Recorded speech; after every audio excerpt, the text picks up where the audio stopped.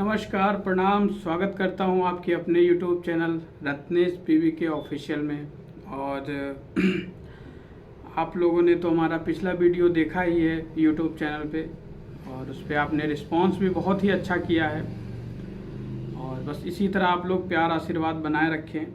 और आज आप लोगों के लिए एक ही बहुत ही प्यारा सा चैता सॉन्ग जो कि मैं अपने लिखित रूप में, अपने स्वर के रूप में आप लोगों के सामने गाऊंगा, और आप लोग देखिए और आशीर्वाद दीजिएगा। आप लोग लास्ट में ज़रूर बताइएगा कैसा लगा। बहुत ही प्यारा गाना है रितेश भैया का, जो कि पारिवारिक गीत है। उस पर बड़े भाई का प्यार, पूरी स्टोरी उस गाने में दिया गया है। तो मैं अपनी आवाज़ में आप लोगों के सामने कैसे पेश कर रहा हूँ, उसको कैसे गा रहा हूँ, आप लोग देखिए और समझिए और प्यार आशीर्वाद दें। गाने का बोल है, भैया हमार हवे राम जैसन। आप लोगों ने सुना होगा, रितेश भैया का गाना है। बहुत ही प्यारा सॉन्ग है जो कि सब परिवार में बैठ के आप लोग सुन भी सकते हैं और इन्जॉय भी कर सकते हैं। तो बोल है उसका कि भैया हमार हवे राम जैसन, मान ले हमके परान जैसन। कि भैया हमार हवे राम जैसन, मान ले हमके परान जैसन। सोची है का बाबू और का सोची माई हो, का सोची माई। कैसे के जाई है अलगाई ए धन एक खोखिया के भाई। कैसे के जाई है अलगाई ए धन एक खोखिया के भाई।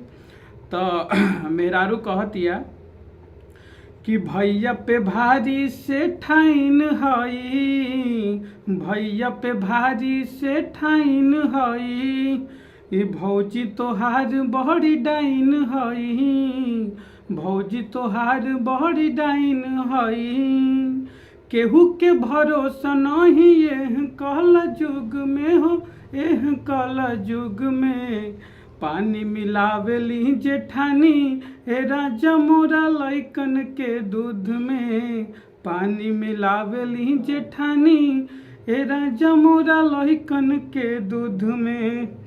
तो पति का कहता कि तिल जस बतिया के बताड़ ना बनाव, राई के मोह के पहाड़ ना बनाव। कि तिल जस बतिया के ताड़ न बनाव, राई के मोह के पहाड़ न बनाव। कह देब भैया से दीह समझाई हो, दीह समझाई।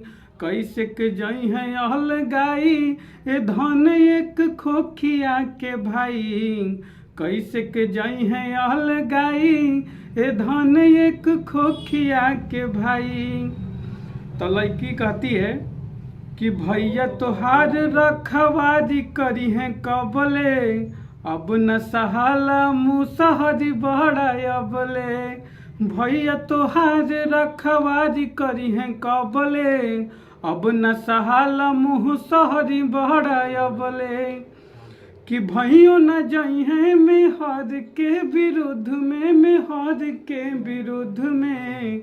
पानी मिलावेली जेठानी ए राजा मोरा लइकन के दूध में। पानी मिलावेली जेठानी ए राजा मोरा लइकन के दूध में। तो लास्ट में पति का कहता कि भैया हमार हवे बाड़ू तू बहरी, भाई के दर्द भला बुझी है कमेहरी। भैया हमार हवे बाड़ू तू बहरी, भाई के दर्द भला बुझी है कमेहरी।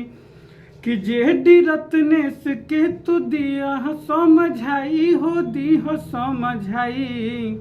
कैसे के जाई है अलगाई ए राजा एक खोखिया के भाई। कैसे के जाई है अलगाई ए धन एक खोखिया के भाई। कि भैया हमार हवे राम जैसन, मान ले हमके परान जैसन।